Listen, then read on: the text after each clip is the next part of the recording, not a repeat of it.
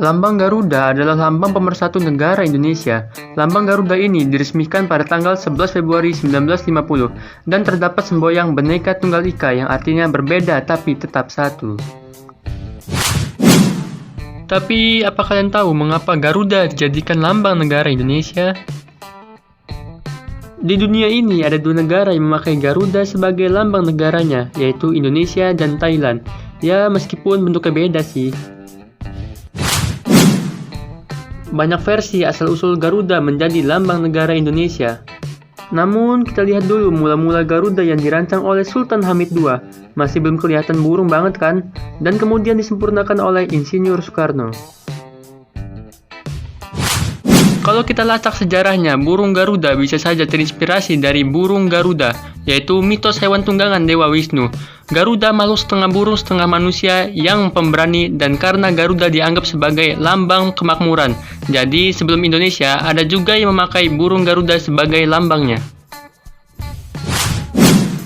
yaitu Raja Erlangga dari Kerajaan Kahuripan, dan juga dari Kerajaan Samudra Pasai. Samudra Pasai sendiri adalah kerajaan Islam pertama di Indonesia. Lambang kerajaan Samudra Pasai ini dirancang oleh Sultan Samudra Pasai, yaitu Sultan Zainal Abidin. Lambang kerajaan Samudra Pasai ini hampir mirip dengan lambang Garuda. Indonesia adalah negara dengan kepulauan terbesar di dunia. Tapi, apa kalian tahu mengapa nama negara ini disebut dengan nama negara Indonesia? Setelah saya cari tahu dari berbagai sumber di Mbah Dukun, di Mbah Google maksudnya, ada beberapa versi yang berbeda, dan saya di sini sudah merangkumnya. Dalam bahasa Yunani dahulu, nama Indonesia berasal dari kata Indo dan Nesos. Indo berarti Hindia, dan Nesos artinya kepulauan. Dengan demikian, arti nama Indonesia adalah Kepulauan Hindia.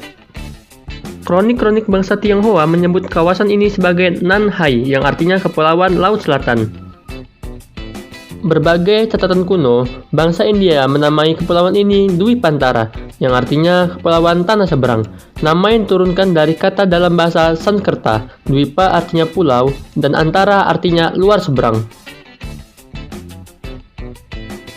Dan bangsa Arab menyebut wilayah ini sebagai Jazair Al-Jawi, yang artinya kepulauan Jawa. Kedatangan Belanda ke Indonesia ini mengubah nama dari Kepulauan Hindia menjadi Hindia Belanda, yang artinya Hindia kepunyaan Belanda. Titik terang nama Indonesia mulai muncul ketika dua orang asing, yaitu James Richardson Logan dan George Samuel Windsor Earp menyatakan pendapat pada sebuah majalah pada tahun kisaran 1850. Saat itu nama Hindia, yaitu nama negara kita dulu, sering tertukar nama dengan tempat lain. Karena itu keduanya berpikir daerah jajahan Belanda itu perlu diberi nama tersendiri. Earp mengusulkan dua nama, yaitu Indonesia dan Malayunesia. Earp sendiri memilih Malayunesia, sedangkan Logan memilih nama Indonesia. Belakangan, Logan mengganti huruf U dari nama tersebut menjadi O, jadilah Indonesia. Ki Hajar Dewantara juga diyakini sebagai orang Indonesia pertama yang menggunakan nama Indonesia sewaktu dibuang ke Belanda pada tahun 1913. Beliau mendirikan Biro Press dengan nama dan sering digunakan oleh tokoh-tokoh lainnya. Dan pada akhirnya nama Indonesia dinobatkan sebagai nama tanah air dan bangsa pada Kongres Pemuda-Pemudi 28 Oktober 1928 dan biasa disebut sekarang dengan nama Sumpah Pemuda. Dan mengapa bendera Indonesia adalah merah putih, kenapa tidak yang lain? Meskipun setiap sekolah hari Senin kita upacara bendera, pasti ada di antara kalian yang bertanya mengapa bendera kita merah putih.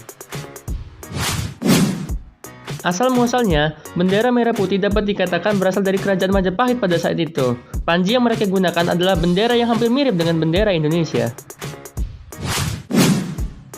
Dan bendera merah putih ini sudah digunakan pada abad ke-13 dan kerap digunakan pada kerajaan lain pada saat itu. Kemudian pada abad ke-19, pangeran siapa lagi kalau bukan Pangeran Diponegoro menggunakan panji merah putih untuk melawan penjajah Perang Jawa saat itu. Sebelum bendera merah putih luas digunakan seperti sekarang ini. Lalu pada abad ke-20, bendera merah putih sering digunakan para nasionalis dan kaum pemuda sebagai bentuk perlawanan penjajah pada saat itu.